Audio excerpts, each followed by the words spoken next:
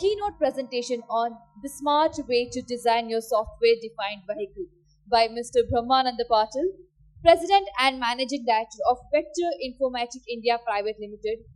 Mr. Patil is leading efforts to deliver greater value to Indian customers through innovative automotive solutions at Vector Informatik India since 2022. With over 24 years of industry experience, he is an electronics and communication engineer with advanced management training. He previously headed R&D at Minda between 2014 to 2019 and spent 11 years at Bosch in global roles across software, hardware, EV, HEV systems, and power steering technologies. At Vector, he focuses on strengthening customers' partnership with OEMs and Tier 1s. Beyond work, he actively supports education, rural self-sustenance, and leadership initiatives. Let us all welcome Mr. Brahmanand Patil for his keynote presentation. I want everyone over here to please put your hands together in welcoming him. Thank you for joining in early in the morning, beating the Bangalore traffic and coming all the way to Yelahanka is a big challenge in itself. I thank Mr. Madhavan for introducing SDV already. It makes my presentation easier since he has talked about what is SDV and what is it bringing and how is it getting rolled out across OEMs.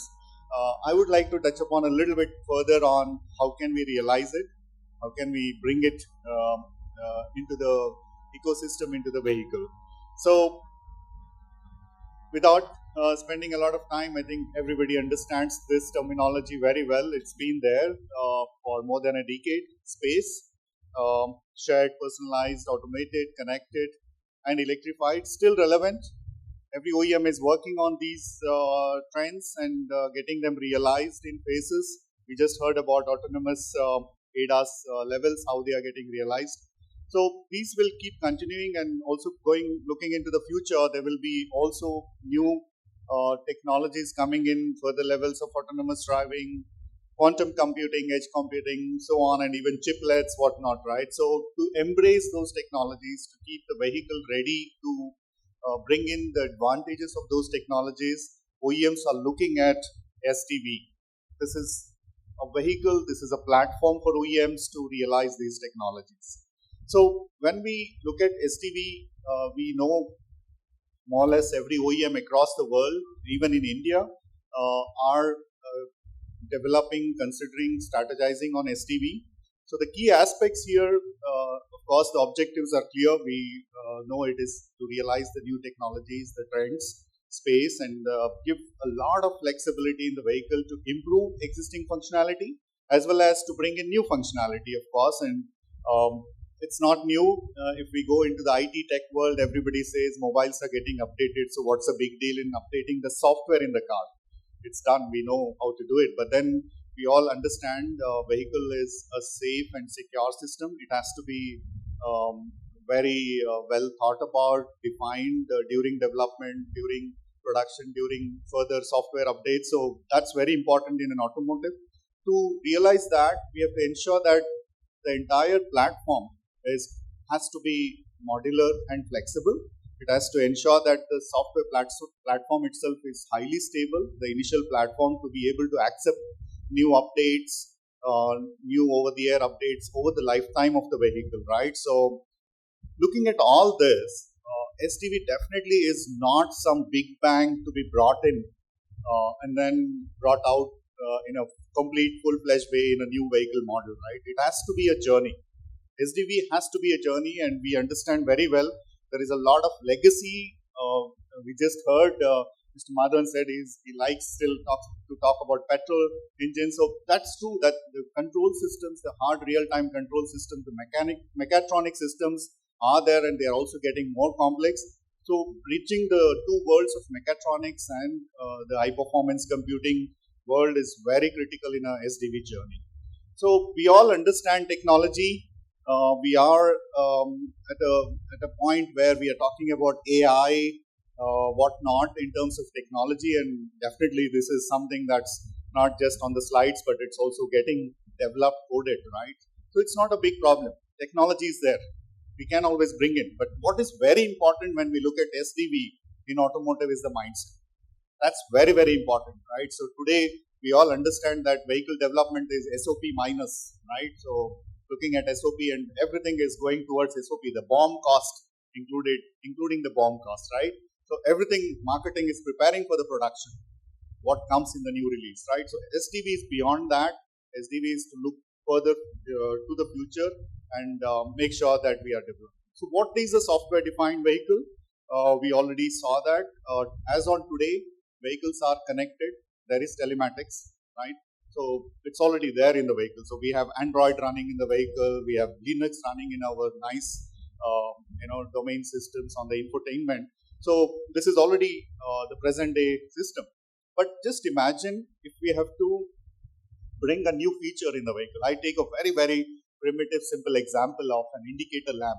If we want to change the pattern of an indicator lamp after the vehicle is at the customer, what do we do? What kind of software update does it require, and what kind of functionality that has to go in at the different levels in the vehicle?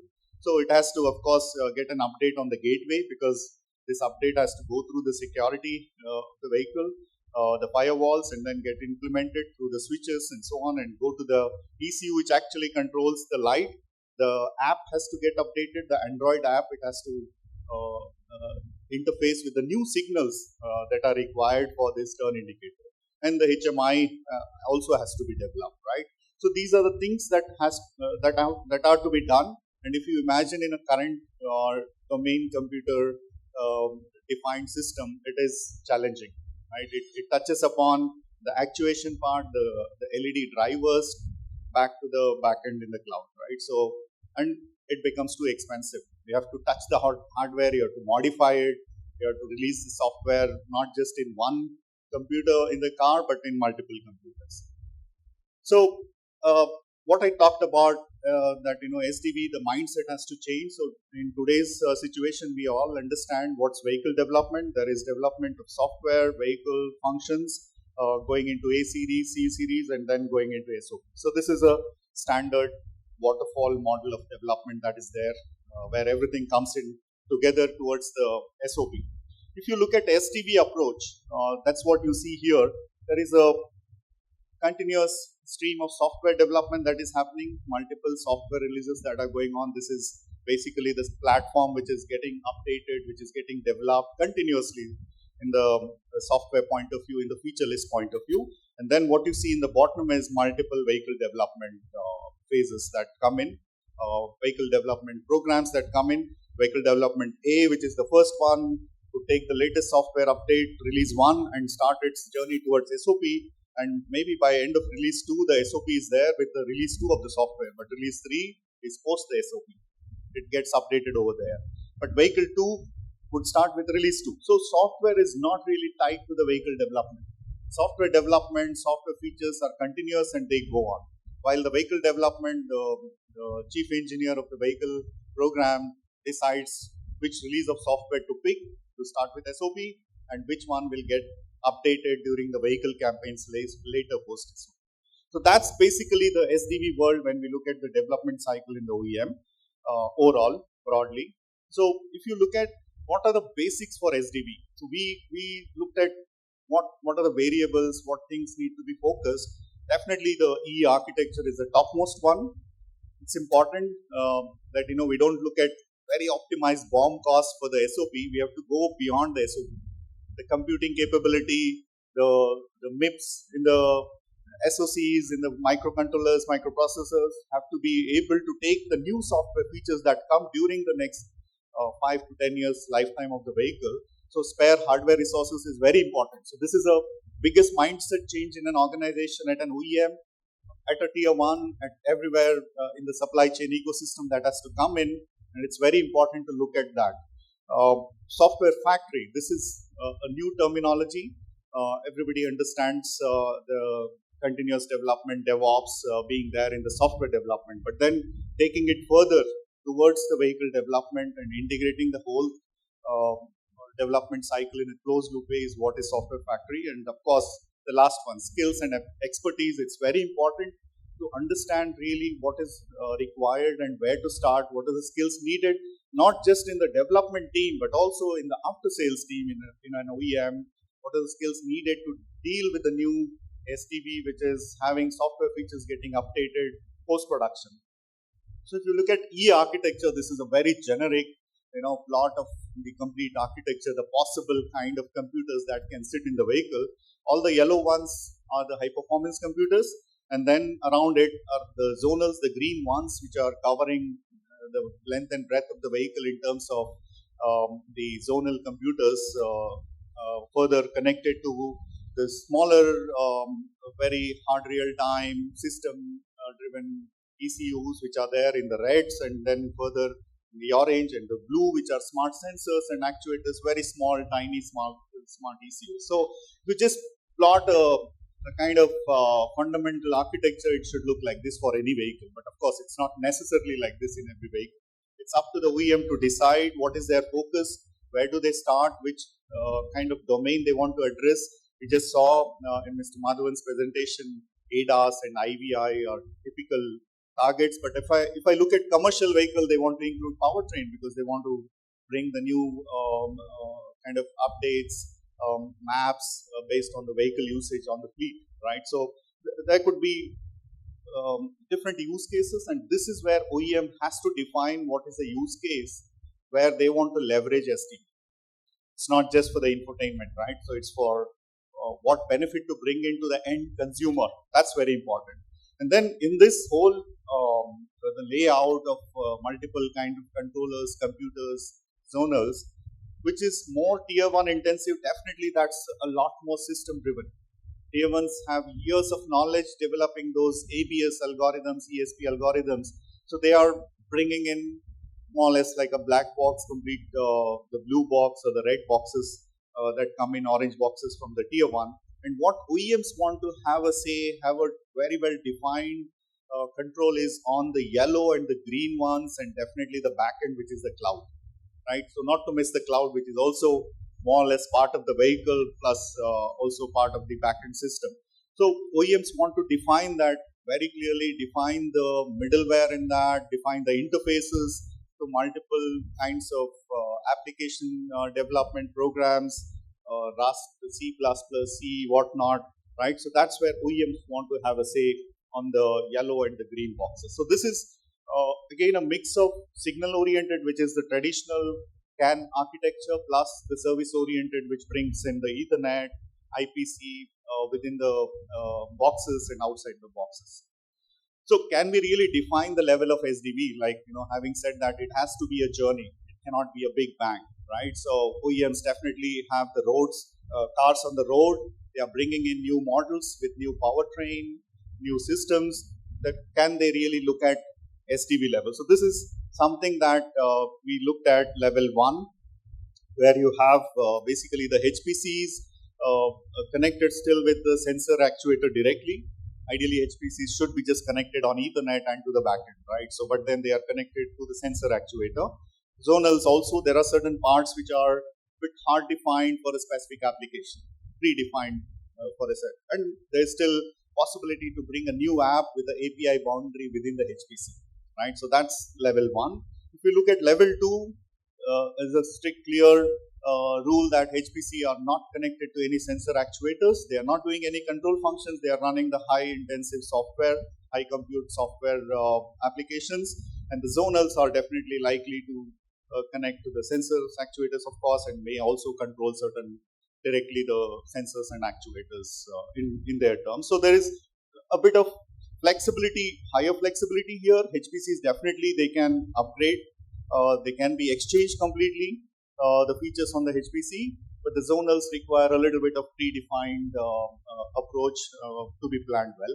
Level 3 is the ideal SDV, right? You are really bringing in possibility here where the applications get updated and they are able to run on the go in the vehicle completely, any kind of application. Again, the application developer here need not be necessarily who is someone who is aware of the implementation of the middleware. It should be a smart app developer sitting out there, or a student, or a hackathon program that brings a very nice smart app, given a very excellent SDK to them, on SDK, software development, software test, APIs for them so they can develop the app in isolation, test them, and then give it to the OEM. OEM will do maybe certain checks and then go into the campaign program to update the vehicle. So spare hardware resources. So there's, again, it's very clear. I'm not going deep into this. We hear a lot of news from semiconductor vendors, new SoC coming in, and how should we factor in and how should we plan in. I think this is in itself a big topic to cover. I just put it saying, we leave enough room so we can fill more to the glass. So let's keep it half empty, right? So that's the mindset we should have when we look at hardware resources, factoring in the ECUs and the interfaces within the ECU. So I would touch upon a little bit more on the software platform here. We talked about it. So having a kind of defined software platform which cuts across these multiple ECU with multiple computing ability is very important. Of course, a classic ECU needs very hard real-time, defined, deterministic application to be running, which is on the leftmost side, which goes into the blue boxes here. And then the zonals would run kind of AutoSAR classic, AutoSAR applications, possibly which is deterministic still, with gateway functionality, cybersecurity, HSM, and the switch ability to interact on Ethernet to the other zonal ECUs. But the high performance computer, that's what you see right in the middle, which could be also a kind of possible combination today when I talk about level 1 microcontroller plus microprocessor sitting on the same plane, on the same board, or possibly completely microprocessor and SoC. So bringing in again there a host of technologies, operating systems, POSIX-based operating systems, adaptive AutoSAR together, putting them together, and look at the gray part there, which are the apps. The apps really should be able to interact with the rest of the vehicle functions, get the data they need. If it is signal based, it has to be routed through the signal and further into the service architecture and then be available for the app. So those could be multiple kinds of app, an Android app, adaptive app, programmed in C or Rust, HMI apps, multiple kinds of apps. And then on the far right, you see the ADAS apps and IVI, which have their own middleware, very well-defined, thoughtfully developed, also pre-SDV, post-SDV days. So how do we bring that middleware together so that the app developers are able to develop app, I wouldn't say agnostic, but not being aware of the rest of the vehicle interfaces. So making available those APIs and so on is very important at this stage.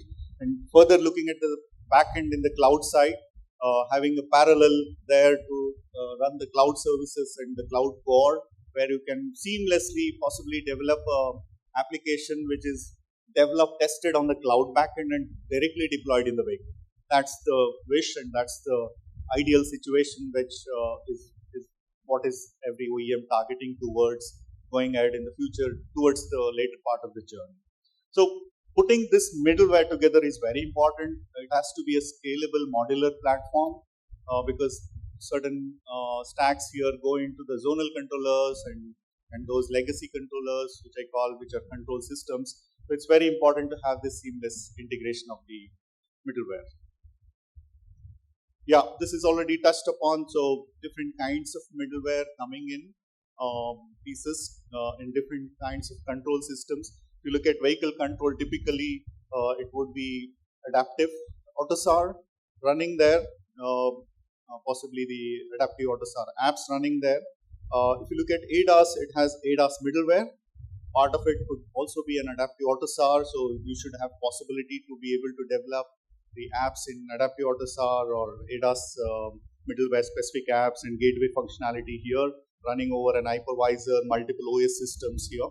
Infotainment, again, as it is today also with the current standalone infotainment system, should also be able to leverage the multiple middlewares, multiple stacks over different operating systems through an hypervisor.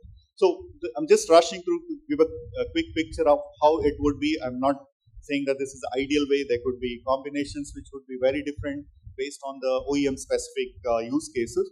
And then on the back end as well, it's very important that we talked about the framework which we can develop, which supports in app development independently in the cloud backend, develop it, test it, and should be able to deploy on the way. So having this seamless interface is very important over the way. So the next aspect I'll touch upon briefly is the software factory, where the entire development has to be looked at. So here, predominantly, we have to look at two journeys. The architecture journey, which is specifying the model-based way, defining the system, overall system, where what goes in an HPC, what runs in a classic AutoSAR world, adaptive AutoSAR world, and what's the overall vehicle network definition. So that has to be very well defined in a model-based way. That's very important because architecture is also going to evolve as we go through the SDV journey, and this and the development journey has to be tied together very well, right? So there has to be a very close working between the architecture definition and the development, and ideally, if possible, architecture as code is what is talked about also at certain German OEMs, where you define the architecture, put it in a CI/CD, and then the model is going there in a model-based way and getting developed the software. On the developer journey, there is again three aspects here: base layer, which is very important. We talked about it, the middleware, if you can call it, application development, and the application integration. So these are the three aspects on the middleware side. The software factory has to enable this seamlessly with a very high level of automation between multiple development tool chain with the CI, CD, and CD. A lot of collaboration that happens on the architecture side in more of a database way, central database, the single source of truth, not lying, and when multiple engineers working on multiple domains, defining the architecture and then getting through the definition, and on the development journey, it is file-based repositories. So if you look at typical workflow, it starts from the architecture journey where the system is defined, and then the clear application interfaces are moving towards the application development and test, right? So architecture defined is directly translated to the application interfaces and test in a file-based way.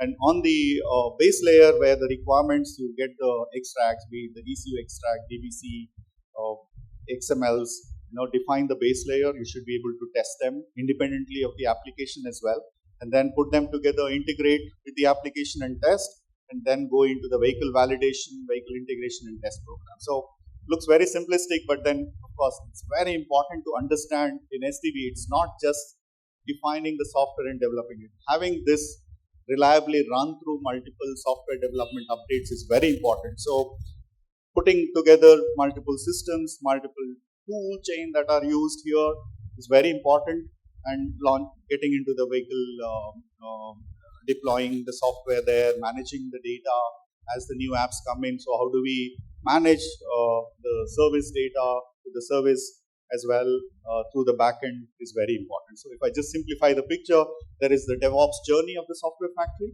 on the left side, and then there is the SDV cloud. So we have all the three base layer application and the ECU software coming together, multiple phases of testing with the virtualization, hill, SIL, mill, and the vehicle as well is very important. So nothing changes, right? No EM is going to compromise on testing because it is a software that is getting developed in a pipeline and deployed through DevOps, right? And the last part, I'll quickly touch upon this, is where we talk about the skills and expertise. It's very important. If you understand, traditionally we were embedded software engineers developing ECUs for the powertrain. There were engineers who were developing possibly C++ or HMI applications for the infotainment, right? So everybody was very much aware of what are the required skills, requisite skills to be in automotive, be it at an OEM, at a tier 1 and further tier 2 levels, right? But now with SDV, there's a complete heterogeneous skill lying in the organization. There are people with the IT skills who are coming, who say, oh, I've done this software, middleware is a piece of cake for me, I've defined software and updated over the software apps, so on. DevOps is known to me, I understand it. But then the automotive engineer's mindset again is there. So everybody has to work together. The skills are very important. There has to be a lot of collaboration. We just heard from Mr. Madhavan, the roles are changing, tier 1, OEM, of course OEM is an OEM still, but then OEMs, roles are changing because OEMs are getting deeper into the architecture software. Some of the OEMs have developed as well. Tier 1s also have to look at, not just completely owning everything and putting it black box and giving it OEM. They are also very open to collaborate with other tier 1s, with other tier 2s. This is very important to get everybody together into the software factory, put their code, check in, run it. There are ways of realizing it either at an OEM premise on the cloud or multiple tier 1s develop it in Pocket CI happens, but then it gets deployed at the OEM cloud further. So different ways of realizing it is there. So it's very important to understand that collaboration is the key, not just discuss and brainstorm and kick off the vehicle program, but also keep discussing. There will be issues, problems coming across. So we had a very interesting experience with our own OEM locally in India, where OEM were really moderating the discussions between multiple suppliers, right? Multiple suppliers in a room like this, discussing the specific OEM program, not like there were one-on-one discussions with supplier, right? It was in a common room and looking at problems as a problem, not like my problem or your problem. It doesn't end at the ECU output pins and wiring harness is not my problem. That was not the statement there, to just relate to it. So it's very important to look at that. Quick success stories. We heard about Stellantis. We heard about Mercedes. So they have Stella Brain and MBOS already successfully launched. I would like to highlight this as well because this is what we should be talking about. We have an Indian OEM who has successfully launched a software-defined vehicle. They are not talking about it a lot, but they are completely very well-defined architecture. Apps getting updated over there, new functions, new features, vehicles getting OTA updates, not like reprogramming bug fixes, but with the new features on level of 2,000, 3,000 vehicles, they are able to successfully do this because of the very strong definition of middleware that they have done. So we have worked very closely with Mahindra. We have been the key partner since 2022 from the drawing board, defining what should be the architecture, how many HPCs, what should go in the HPC. They had different partners they were working with, multiple, technical partners as well. How do we bring all the technology together? Defining the Maya platform, the Mahindra AI platform was a common goal for Vector and Mahindra. We have provided our software where we had as products. We have as products AutoSAR, Adaptive AutoSAR, this SDV module, specific modules for SDV. Our tool chain, a complete hill farm because OEMs are testing the software now, not just at the vehicle level or at ECU level, network interface level. They are going deeper into the software functional testing. So ability to test deep into the software feature function or at the vehicle interface level. So bringing a hill farm was very important, and because I really admire this at Mahindra that the hill farm was ready even before the new ECUs came to them. Completely ready to accept the ECUs, just plug them in and start testing.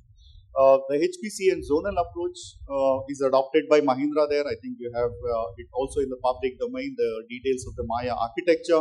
Vector engaged very closely in the initial phase in consulting and defining the software architecture, talking to multiple partners of Mahindra as well, understanding what is their approach, what should be the interface that should go between their softwares and so on, and defining the middleware.